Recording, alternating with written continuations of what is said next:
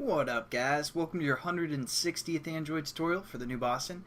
What we're going to do in this tutorial, we're basically going to create a widget, as you see here. You can move this widget around on your home page and you can delete it. And what's going to happen is I'll just delete this real quick. We're going to use a method when it deletes, displays a toast. For the most part, this widget is pointless, but you can just add a widget by holding down on your main screen, and it pulls this up here, and we can pick like pointless widget, which is the one I created just to get reference. And then right when we create a widget, it opens an activity that is basically going to be our configuration. So we can type something and hit OK. It sends that result, and this first text view is going to be whatever that result is. And then our button is going to be our button's going to open up an activity or some sort, maybe open up the new Boston splash screen, get our activity going that way. And also this last text view, it's going to just display a random number every like half an hour or however often our widget updates. So as for now, we just created it and it's not displaying a number, and we might actually disable this button and wait for half an hour as well, something like that. But that's pretty much what we're going to create, just a pointless widget for the most part. So let's just get into it. The first thing that we're going to do is just set up our classes so you guys can keep them open for the next few tutorials if you choose. So what we're going to do is we're going to set up two classes, one to basically be our widget and handle all of the widget activities and methods and all that stuff. And then we're going to create a new class that's going to be popped up when we first create our widget on the person's device, so we can do some sort of configuration. The first class, we're going to call it pointless widget because it's pretty much pointless, but whatever. So we have that class created. We also need to create one new class to be our configuration, so we're going to say widget config, something like that. And those are going to be our two classes that we're going to work with. Now we have to define these classes in the manifest, and it's going to be a little bit different than what we have done previously. Not much different, but a little bit.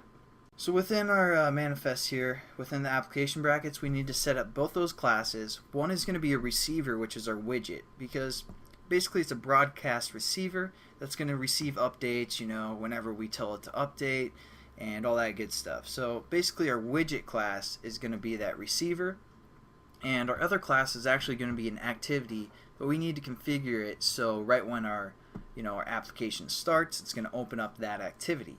So again, the first one we need to create is a receiver, which is different because before we worked with activities. And again, we just need to call the name, so we're going to say Android name is equal to, and then dot pointless class or pointless widget. And we also, if you choose to give it a label, we're just going to copy the label from all of our other classes and paste it. And there we go. We're going to open up some space for this receiver, and we're going to add an intent filter. And basically we're just going to give that some space as well.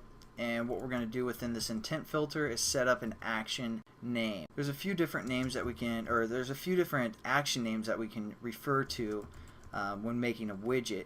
But this one's going to be our update. It's basically going to only be called when our widget updates. So we're just going to say Android.appWidget.action. And all uppercase appWidget underscore update.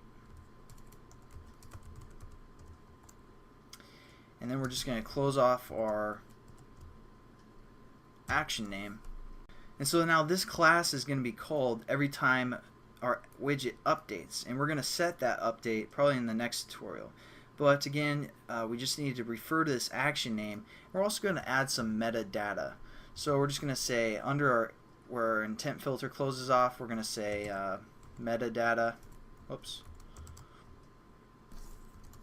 And we're going to give this a name. Android name is equal to Android.appWidget, again, dot provider. And we're also going to relate some information about the resource, which we'll get into later. I just want to make sure we have everything defined before we get into it, and we can kind of review this later. So our resource is going to be equal to, again, whatever we set up the resource as, but we're going to say @XML / widget stuff, or whatever you guys want to call that. Those other things had to be, spelled verbatim, but this one is a class, or this is going to be an XML file that we're going to create called widget stuff, so we got to remember to do that. And then just / close off our metadata.